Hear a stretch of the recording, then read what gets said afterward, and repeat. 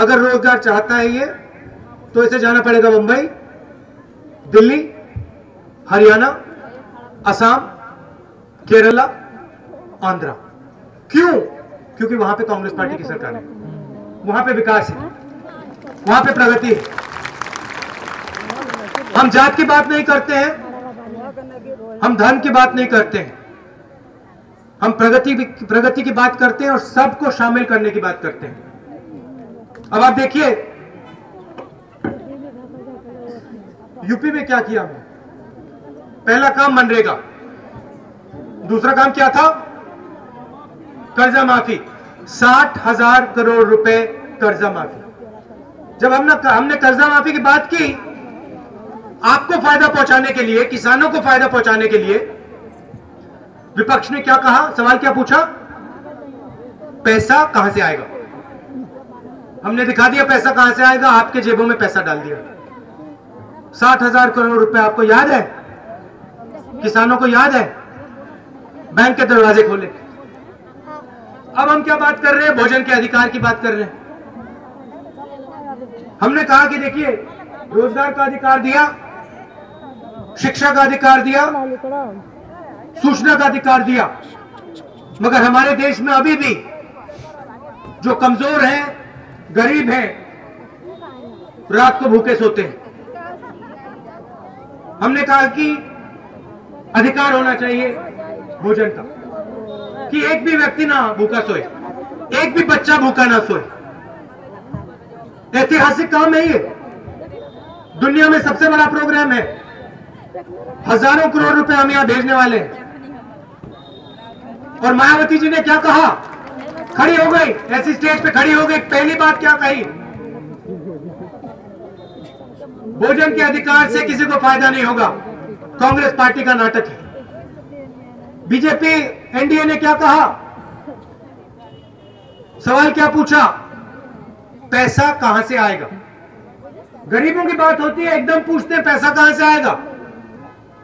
अमीरों की बात होती है, बड़े लोगों की बात होती है, तो हाथी किसानों की जमीन उठा के बेच देता है, छीन लेता है और बेच देता है, पैसे बना लेता है। भट्टा परसोल गया, टप्पल गया, किसान भाई वहां थे, महिलाओं पे अत्याचार किया, किसानों पे गोलीबारी। मैं वहां गया, समाजवादी पार्टी के लोग नहीं गए, बीएसपी के लोग नहीं गए, बीजेपी के लोग नहीं गए। हम लड़े उनके लिए, और पार्लियामेंट हाउस में बिल रखा है, और उसी बिल को ये लोग दबाना चाह रहे हैं।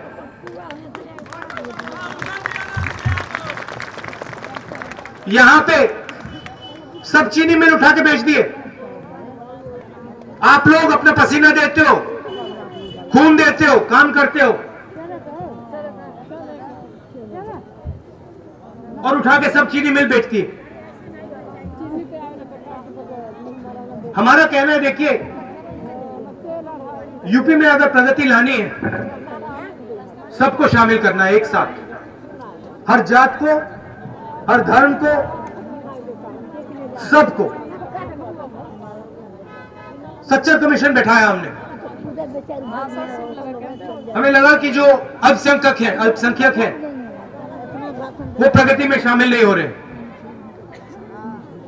और जस्टिस सच्चर ने दिखाया कि सही बात है।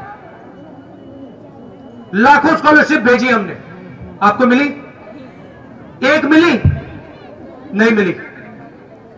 हर डिस्ट्रिक्ट जहां पे अल्पसंख्यक की आबादी ज्यादा है, वहां पैसा भेजा, सड़कों के लिए, पानी के लिए, बिजली के लिए। मिला पैसा? नहीं मिला। और फिर आरक्षण की बात की। जब आरक्षण की बात की, मायावती जी खड़ी हो गई, उन्होंने कहा हम कह रहे हैं दिल्ली को कि आरक्षण करो। यूपी में बात नहीं उठाई, 5 साल राज किया, एक बार नहीं बोला, मगर जब हम करने वाले थे तो कह दिया भैया हमने कहा है। मुलायम सिंह यादव जी खड़े हो गए, पत्रकारों ने उनसे पूछा भैया आरक्षण के बारे में क्या सोचते हो? सन्नाटा, कोई जवाब नहीं दिया। फिर से पूछा, मुलायम सिंह यादव जी क्या सोचते हैं माइनॉरिटीज के आरक्षण के बारे में? सन्नाटा। हमने किया? एकदम बोले भैया कम किया है। अच्छा भैया, आप 4 बार मुख्यमंत्री थे, आपने क्यों नहीं किया? उस समय आपको याद नहीं आई?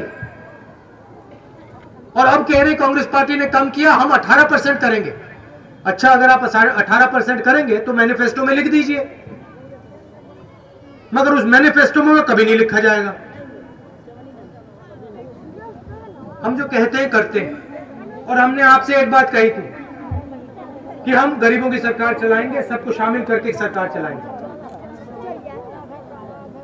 भोजन का अधिकार किया, करने वाले हैं, सबके लिए किया। रोजगार का अधिकार सबके लिए किया। हमने ये नहीं कहा भैया किसी एक जात को रोजगार देंगे या किसी एक धर्म को रोजगार देंगे। हमने कहा हिंदुस्तान में हर एक व्यक्ति को अधिकार होना चाहिए, रोजगार का, शिक्षा का, भोजन का, सूचना का। क्योंकि हम जानते हैं कि जब तक हम सबको नहीं जोड़ेंगे तब तक ये प्रदेश आगे नहीं बढ़ेगा। समाजवादी पार्टी उम्मीद की साइकिल की बात करती है। 4 बार आपने उन पे उम्मीद की, 4 बार उनकी साइकिल पंचर हुई, आपकी उम्मीद पंचर हुई। 2007 में आपने उनको निकाला, कहा भैया हमने आप में भरोसा किया, और आपने क्रिमिनल डाल दिए पुलिस स्टेशन में, FIR नहीं कर पाते थे हम। आप बात करते हो कि भाई अंग्रेजी की किसी को जरूरत नहीं, कंप्यूटर की किसी को जरूरत नहीं, टेक्नोलॉजी की किसी को जरूरत नहीं। क्या सिर्फ अमीर व्यक्तियों को कंप्यूटर की जरूरत है? सिर्फ अमीर व्यक्तियों के बच्चों को अंग्रेजी आनी चाहिए? क्या गरीब को हक नहीं होना चाहिए? रोजगार का हक नहीं होना चाहिए? 15,000 रुपए मिलते हैं सीधा, अंग्रेजी बोलो, जाओ बेंगलोर में जाओ, 15,000 रुपए की नौकरी लो। क्या ये आपका हक नहीं है? क्या यहां कंपनियां नहीं खुलनी चाहिए? यहां सड़कें नहीं बननी चाहिए? यहां रोजगार नहीं होना चाहिए? क्या आपको सिर्फ वही बंबई, दिल्ली, हरियाणा के चक्कर काटने चाहिए? 4 बार आपने उन पे भरोसा किया, 3 बार आपने मायावती जी पे भरोसा किया, 3 बार आपने बीजेपी पे भरोसा किया। क्या मिला आपको? 22 साल दिए आपने उनको, 5 साल हमें दो। कांग्रेस पार्टी को 5 साल दो, बदलाव शुरू हो जाएगा। 10 साल में आप अपने प्रदेश को नहीं पहचानोगे।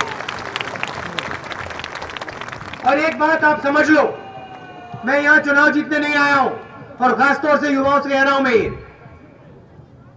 हाँ, आपसे, क्या नाम है आपका? हाँ, सचिन। आप जैसे युवाओं से मैं यहां चुनाव जीतने नहीं आया हूं, मैं उत्तर प्रदेश को बदलने आया हूं। मैं भी उत्तर प्रदेश का एक युवा हूं, मेरा परिवार यहां का है, मेरी कर्मभूमि है। और मुझे गुस्सा आता है जब सचिन को बंबई जाना पड़ता है, या बाकी युवाओं को हरियाणा में काम ढूंढना पड़ता है, या किसी को आंध्रा जाना पड़ता है, अपने परिवार को यहां छोड़ना पड़ता है। गुस्सा आता है मुझे। इस चीज को बदलना है, और आप बदलोगे, बदलाव आ रहा है।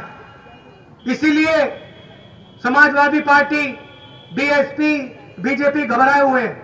यहां पे आंधी आने वाली है, कांग्रेस पार्टी की आंधी आने वाली है, विकास की आंधी आने वाली है। तैयार हो जाओ।